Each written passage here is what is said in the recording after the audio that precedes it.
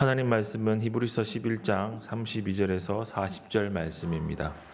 히브리서 11장 32절에서 40절 말씀입니다. 신약성경 366페이지입니다.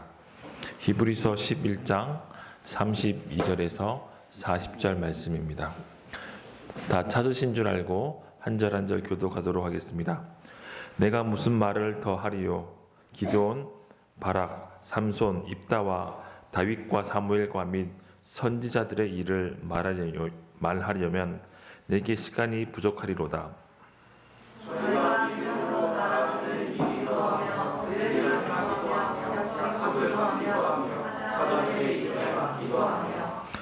불의 세력을 멸하기도 하며 칼날을 피하기도 하며 연약한 가운데서 강하게 되기도 하며 전쟁에 용맹되어 이방 사람들의 진을 물리치기도 하며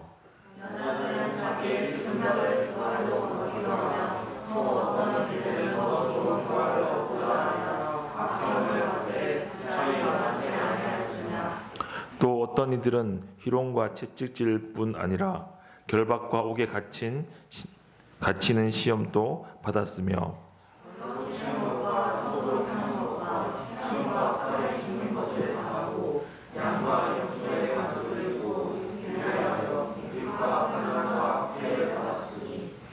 이런 사람은 세상에 감당치 못하도다. 저희가 광야와 산중과 암혈과 토굴에 유리하였느니라. 이 사람들이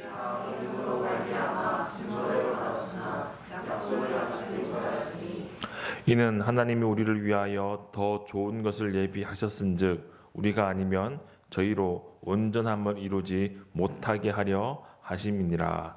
아멘. 기도하겠습니다. 하나님 아버지, 은혜를 감사합니다. 우리에게 은혜 주셔서 함께 예배할 수 있도록 이 자리 가운데 인도하여 주심을 감사합니다. 전심으로 주님 바라보게 하여 주옵시고 믿음으로 살아갈 수 있도록 은혜 내려 주옵소서. 감사드리며 예수님 이름으로 기도합니다. 아멘. 사도 바울이 예수를 믿고 즉각적으로 예수를 전하는 사람으로 바뀌게 됩니다. 다메섹 도상으로 가는 길에 예수님께서 그에게 찾아가셔서 그에게 말씀하실 때 그는 놀라운 충격에 사로잡혔고 그래하여 앞이 보이지 않은 상태에서 사람들의 손에 이끌려 다메섹으로 끌려 들어가게 되었습니다. 그리고 거기에서 아나니아라는 제자를 통해 안수를 받고 자기의 사명을 확인하게 됩니다. 그리고 다메섹에서 며칠 이후에 그는 예수를 전하는 사람으로 길가에 서게 되었습니다. 그래서 많은 사람들이 그 사울의 변화에 대해서 놀랍게 여겼습니다. 왜냐하면 며칠 전까지만 하더라도 다메섹에서 예수를 믿는 사람들을 잡아서 예루살렘으로 압송해 가기 위해 대제사장들에게 나아가서 화를 내며 고문을 받아 다메섹으로 갔던 그가 다메섹에 온 지 며칠이 되지 않아 길가에 서서 예수를 전하는 사람으로 바뀌어 있었기 때문입니다. 그래서 다메섹에 있는 바리새인들의 유대인들이 그 사울을 죽이려고 했고 그래서 수레에 숨어서 아라비아 사망으로 도망치게 되었습니다. 세월이 지나 하나님께서 그를 다시 사역자로 부르시고 사역을 감당할 수 있게 되었습니다. 여러 번의 선교 여행을 마치고 그는 예루살렘으로 가야 할 것을 결심하게 됩니다. 그리고 예루살렘에 가게 되면 죄수의 신분으로 로마로 가게 되고 결국 죽을 수밖에 없다는 사실을 알고 결단하고 그렇게 예루살렘으로 가게 되었습니다. 예루살렘으로 가서 그는 죄수의 신분이 되었으며 여러 번의 재판을 끝에 황제에게 재판을 받을 것을 요청하고 그리하여 예루살렘에서 로마 식민권을 가지고 있던 그는 예루살렘에서 로마로 압송되게 되었습니다. 로마로 압송되는 과정 가운데 배를 타고 지중해를 건너가는 시간이 있었습니다. 그런데 그 배를 타고 지중해를 건너갈 때 유라굴라라는 큰 광풍을 만나게 되고 그 광풍 끝에 그 배는 파손하게 됩니다. 얼마나 큰 광풍이었냐? 사도행전 27장 18절에 이렇게 말씀하고 있습니다.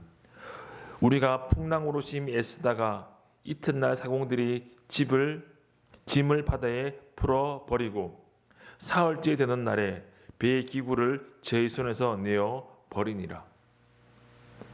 여러 날 동안 해와 별이 보이지 아니하고 큰 광풍이 그대로 있음에 구원의 여망이 다 없어졌더라. 그 광풍, 유라굴라라는 광풍을 만나서 살아남기 위해서 그 배에 있는 중요한 물건들을 다 던집니다. 단순히 잠시 먹을 수 있는, 며칠을 견딜 수 있는 물과 음식을 제외하고 다 바닷속으로 던졌습니다. 그리고 열심히 사공들이 노를 저었지만 키를 잡고 어떻게든 그 광풍을 뚫고 지나가려고 했지만 이틀이 지나도 그 광풍은 사라지지 않았습니다. 하늘을 봐도 해도 보이지 않고 달도 보이지 않고 별도 보이지 않는 칠흑 같은 어둠 가운데 끊임없이 바람이 불고 비가 내렸습니다. 그래서 모든 사람들이 죽게 되었구나라고 생각하라고 더 이상 배를 살리려고 하는 모든 노력도 하지 않고 다 놔버리고 죽을 시간을 기다리고 있었습니다. 24절의 말씀에 그때 그날 밤에 하나님께서 사도 바울에게 찾아오셔서 하신 말씀을 기록하고 있습니다. 바울아, 두려워 말라. 하나님께서 사자를 보내서 밤에 바울에게 가장 먼저 하신 말씀은 바울아, 두려워하지 말라 라는 것입니다. 바울도 그렇게 배가 파손되어 죽게 될까 봐 두려워했던 것입니다. 우리의 인생 속에 크고 작은 어려움들이 있고 환난과 풍파가 닥치면 우리는 처음에는 잠시 근심합니다. 그런데 잠시 근심하고 마음이 결단을 하고 믿음으로 살려고 노력합니다. 그런데 그 환난과 핍박과 어려움이 끊어지지 않고 멈추지 않고 끊임없이 파도처럼 우리의 삶 가운데 밀려올 때 누구나 두려워하는 것입니다.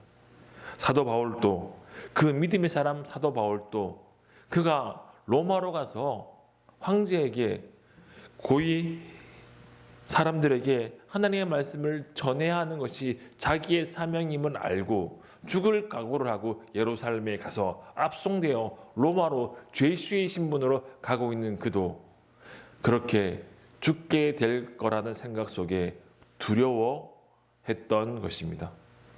죽을지도 모른다는 그 두려움이 그를 사로잡고 있었고 그렇기에 하나님께서 사자를 보내어 바울에게 바울아 두려워하지 말라고 말씀하셨던 것입니다.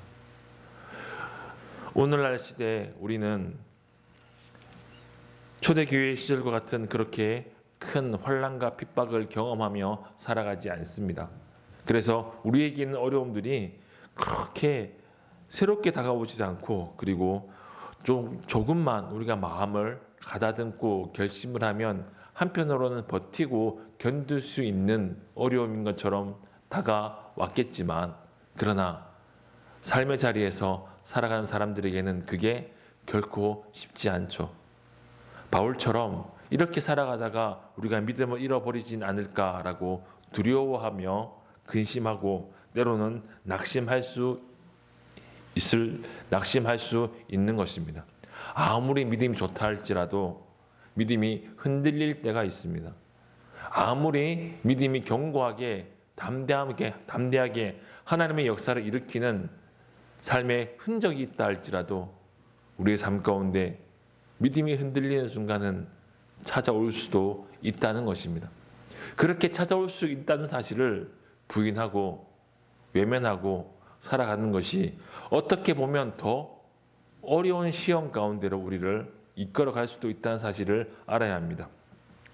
베드로는 예수님께서 내가 닭이 울기 전에 3번 부인할 것이다 라고 말했을 때 그는 그렇게 결단코 예수님을 부인하지 않겠다라고 말했음에도 불구하고 그가 진심으로 그렇게 고백했음에도 불구하고 자기의 몸과 다르게 자기의 소원과 다르게, 자기의 고백과 다르게 그는 자기도 모르는 사이에 그렇게 예수님을 부인하곤 했습니다. 우리의 인생 속에 어려움이 닥칠 때 믿음이 흔들릴 수도 있다는 사실을 인정하는 것이 우리에겐 때론 필요합니다. 그렇기 때문에 우리에게 하나님의 말씀이 기록되어 있으며 그 하나님의 말씀을 통해서 우리가 지혜를 얻고 믿음으로 하나님 앞에 서야 된다는 사실을 알아야 하는 것이죠. 히브리서는 히브리서 기자가 히브리 성도들에게 쓴 서신입니다. 히브리서를 받는 성도들의 삶의 상황은 고난 가운데 있습니다. 그리고 히브리서 11장에서는 믿음이 무엇인지를 히브리서 기자가 이야기하고 구약의 믿음의 사람들이 믿음을 지켰던 모습들을 쭉 나열하다가 그 나열 끝에서 이렇게 시작하는 것입니다. 내가 무슨 말을 더하리요? 기드온, 발락, 삼손, 입다와 다윗과 사무엘과 및 선지자들의 일을 다 말하려면 내게 시간이 부족하리로다. 믿음이 흔들리는 히브리 성도들에게, 유대인 성도들에게 믿음을 가질 것을, 믿음을 회복할 것을 권하며 구약에 있는 믿음의 사람들의 삶들을, 그들의 믿음들을 나열하고 있으며 그 말미에 와서 더 이상 이 모든 사람들을 말하기에는 시간이 부족하기에 요약하여 구약에 있는 믿음의 사람들의 삶의 모습들을 짤막하게 이야기하고 있는 것입니다. 33절에 저희가 믿음으로 나라들을 이기기도 하며 의를 행하기도 하며 약속을 받기도 하며 사자들의 입을 막기도 하며 불의 세력을 멸하기도 하며 칼날을 피하기도 하며 연약한 가운데 강하게 되기도 하며 전쟁에 용맹되어 이방 사람들의 진을 물리치기도 하며 누구라고 딱 지정하여 말하기는 때로는 우리가 생각나는 사람들도 있고 생각이 나지 아니하는 사람들이 있습니다. 그리고 이 사람들, 이 항목들 중에 여러 사람이 오버랩되는 사람들도 있죠. 사자를 찢었던 삼손이 있었으며 사자 입을 찢었던 삼손이 있었으며 사자들의 입에서부터 구원받는 다니엘도 있었습니다. 전쟁에 용맹하게 나가서 블레셋 진영을 흔들었던 요단이 있었으며 그리고 돌팔매질로 골리앗을 무너뜨렸던 그리고 그 골리앗의 목을 베었던 다윗도 있습니다. 구약의 많은 믿음의 사람들이 믿음으로 고난 가운데 승리하였음을 기록하고 있습니다. 그리고 35절부터 또 이렇게 말씀하고 있습니다. 여자들은 자기의 죽은 자를 부활로 받기도 하며 또 어떤 이들은 더 좋은 부활을 얻고자 하여 악행을 받되 구차히 면하지 아니하였으며 또 어떤 이들은 희롱과 책제질 뿐 아니라 결박과 옥에 갇히는 시험도 받았으며 돌에 치는 것과 톱으로 켜는 것과 시험과 칼에 죽는 것을 당하고 양과 염소의 가죽을 입고 유리하여 궁핍과 환난과 학대를 받았으니 이런 사람들은 세상이 감당치 못하도다. 저희가 광야와 산중과 암혈과 토굴에 유리하였느니라. 33절과 34절에 있는 내용들은 우리를 흥분시키는 이야기입니다. 믿음의 사람들이 믿음으로 승리한 기록들입니다. 이 이야기, 이 스토리들을 구약 속에서 찾아서 읽을 때마다 기쁨이 있고 나도 저렇게 살았으면 하는 내용들이 기록되어 있습니다. 그런데 35절부터는 그렇지 않죠. 고난 가운데 처절하게 믿음을 지키며 살아갔던 사람들의 아픈 삶의 모습들, 가까이 보기에, 곁에서 보기에 견디기 힘들 만큼 가슴에 미어지는 삶의 스토리들이 이야기되고 있습니다. 구약 성경에는 기록되어 있지 않지만 유대인 문헌에 이사야의 죽음이 기록되어 있습니다. 이사야는 어떤 선지자였습니까? 이사야는 궁중의 선지자였습니다. 무슨 말씀 이해되세요? 이게 우리나라에는 없는데 중세나 뭐 서양에 보면 이제 왕궁에 가서 말씀을 전하는 그렇게만 귀족들과 왕족들을 대상으로 목회하는 궁중 목사들이 있단 말이에요. 그런 선지자였어요. 그래서 그들은 이사야는 왕족과 귀족들을 상대하는 선지자였습니다. 자, 이사야는 누구와 왕일 때 사역했던 사람이죠? 히스기야가 왕일 때 사역을 했던 사람이었습니다. 히스기야와 이사야 사이에 스토리가 하나 있죠. 히스기야가 이제 얼마 살지 못하게 될 것이다라고 이야기 듣고 기도할 때 이사야가 다시 와서 10년을 연장을 해 주는 축복을 받죠. 그리고 10년을 연장합니다. 그때 히스기야에게는 아들이 없었습니다. 그리고 히스기야는 아들을 낳습니다. 10년 사이에. 그 낳은 아들은 므낫세입니다. 므낫세는 유다 역사 속에 가장 악한 왕입니다. 그리고 유다 역사 속에 이 므낫세 때문에 하나님께서 남유다를 멸망시키기로 결심하십니다. 이 므낫세가 이사야를 죽여요. 이사야가 예언을 한 예언을 없는 것으로, 잘못한 예언으로 돌이키라라고 바꿔라고 이야기합니다. 근데 그 이야기를 듣고 이사야는 할 수가 없는 거죠. 그래서 이사야를 죽이는데 톱으로 켜서 두둥강 내어 죽입니다. 그래서 37절에 돌로 치는 것과 톱으로 켜는 것과 톱으로 켜는 것은 이사야를 이야기하는 거예요. 어느 누구도 이런 삶을, 이런 고통을 당하며 믿음으로 살길 원치 않습니다. 믿음이 있기 때문에 골리앗을 때려잡고 사자도 찢고 나라도 구하고 승리하길 원합니다. 그런데 믿음의 사람들이 믿음 때문에 그런 삶을 외면할 수가 없었습니다. 누구는 이 땅에서 승리를 경험합니다. 누구는 이 땅에서 고난과 핍박과 궁핍 속에 살아가다가 믿음으로 하나님의 부르심을 받습니다. 우리는 모두 승리하길 원합니다. 그러나 하나님은 모두에게 승리를 허락하시지는 않는 것 같습니다. 우리 기준에서는 말하는 승리요. 그러나 하나님께서는 우리의 삶 가운데 찾아오셔서 우리의 고난 가운데 내버려 두시지 아니하시고 고난 가운데 함께 하십니다. 모든 사람들에게 주어진 고난이 다르듯이 모든 사람들에게 주어지는 믿음의 승리도 다른 것입니다. 누구는 사자 입을 찢는 것이 믿음의 승리였으며 누구는 고난 가운데 죽어가는 것이 믿음의 승리였던 것이죠. 우리에게 주어지는 고난의 모습이 틀리듯이 우리에게 주어지는 승리의 모습도 각기 다 다르다는 사실을 알고 우리의 삶 가운데 찾아오시는 하나님의 은혜를 사모하고 그 은혜 앞에 엎드려야 하는 것입니다. 오늘날 전 세계는 중세 시대를 제외하고 처음으로 부딪히는 어려움인 것 같습니다. 흑사병으로 수백만 명의 사람들이 짧은 시간에 죽어갔던 것처럼 우리도 그 죽음의 공포 가운데 자기의 생명을 유지하고자 나라들은 각기 방법을 찾고 그 방법 속에 교회는 한국교회에 앉는 핍박을 받고 있습니다. 이 상황 속에 우리가 무엇을 해야 할까요? 이 땅을 살아가는 성도들의 고난이 틀리듯이 이 땅을 살아가는 성도들의 승리도 틀립니다. 그러나 그들에게 공통된 것이 있는데 그것은 그들의 심령 가운데 증거가 있는 것입니다. 그리고 그들의 심령 가운데 증거가 있었듯이 우리에게는 약속이 있는 것입니다. 39절에 이렇게 말씀하고 있습니다. 이 사람들이 다 믿음으로 말미암아 증거를 받았으나 약속을 받지 못하였으니. 증거를 받았습니다. 근데 약속을 받지 못했어요. 증거는 무엇이고 약속은 무엇일까요?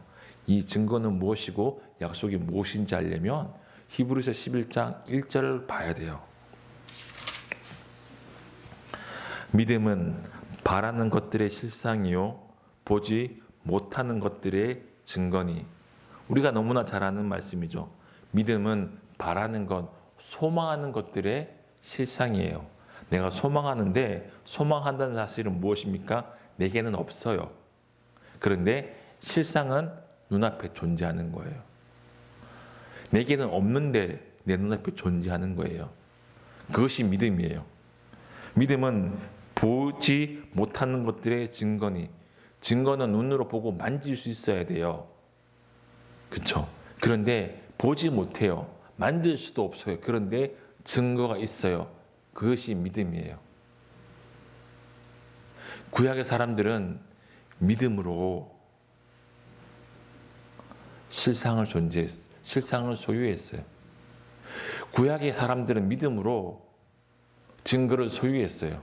보지 못했고 바라보지만 내가 내 눈으로 보지 못하고 만지지 못했지만 내 안에 증거가 있어서 그것을 부인할 수 없었어요. 그런데 신약의 성도들은 그 증거를 받을 뿐만 아니라 약속을 받았어요. 그것이 무엇입니까? 예수 그리스도이십니다. 구약의 성도들은 이 땅 예수 그리스도를 보내주시겠다, 메시아를 보내주시겠다라고 하신 하나님의 말씀을 기억하고 그 말씀을 붙잡을 때 그의 심령 가운데 증거가 생겼어요. 속히 반드시 여자의 후손으로 메시아를 우리에게 보내주시겠다라는 부인하지 못하는 증거가 있었어요. 그래서 내 눈으로 보지 못해도 내 손으로 만지지 못해도 그 증거 때문에 고난받고 그 증거 때문에 환난과 핍박을 가운데 승리했으며 그 증거 때문에 고난받으며 죽어갔습니다. 그러나 신약의 성도들은 그 증거뿐만 아니라 약속도 소유했어요. 왜냐하면 십자가에 못 박혀 몸찍혀 피 흘려 죽으신 그 예수 그리스도를 믿음의 눈으로 바라보았잖아요. 그 예수님 나의 죄를 위해 죽으셨다는 사실을 십자가 앞에서 깨달아 알고 그 예수를 믿고 있잖아요. 구약에 있는 모든 믿음의 사람들에게 있는 공통된 특징은 메시아에 대한 확신이었습니다. 예수님에 대한 확신이었습니다. 그 확신이 그들을 믿음으로 살게 만들어 주었습니다. 그렇기 때문에 우리는 어떻게 살아야 할까요? 12장 1절에 이렇게 말씀하고 있습니다. 이러므로 우리에게 구름같이 둘러싼 허다한 증인들이 있으니 모든 무거운 것과 얽매이기 쉬운 죄를 벗어버리고 인내로서 우리 앞에 당한 경주를 경주하며 믿음의 주여 온전케 하시는 이인 예수를 바라보자. 우리가 해야 하는 것은 예수를 바라보는 것입니다.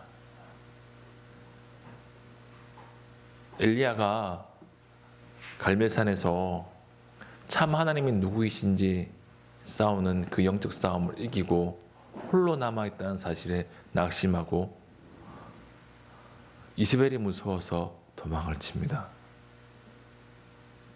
그렇게 실수할 수밖에 없었고 실패할 수밖에 없었던 이유는 혼자 남아있다는 사실. 나만 하나님만 경외하는구나. 하나님을 경외하는 사람이 나 혼자뿐이구나라는 그 외로움 때문에 그는 실패할 수밖에 없었습니다. 우리가 고난 가운데 실패할 수밖에 없는 많은 이유들 중 하나는 나 혼자 하나님을 따라가는구나. 나만 하나님 믿는구나 라는 생각이 우리를 낙심하게 만들죠. 우리에게 구름같이 둘러싼 허다한 증인들이 있습니다. 나 혼자가 아니란 사실을 알고 얽매이기 쉬운 죄를 벗어버리고 인내함으로 믿음의 경주를 감당해야 될 줄로 압니다. 주님만 바라보시기 바랍니다. 믿음의 주여 온전케 하시는 이인 예수가 우리를 온전케 하십니다. 그 예수를 바라볼 때 피 흘리기까지 죄와 싸울 수 있으며 피 흘리기까지 죄와 싸울 때 믿음으로 승리할 수 있게 되는 것입니다. 우리에게 그 은혜가 있었으면 좋겠습니다. 다 함께 기도하겠습니다.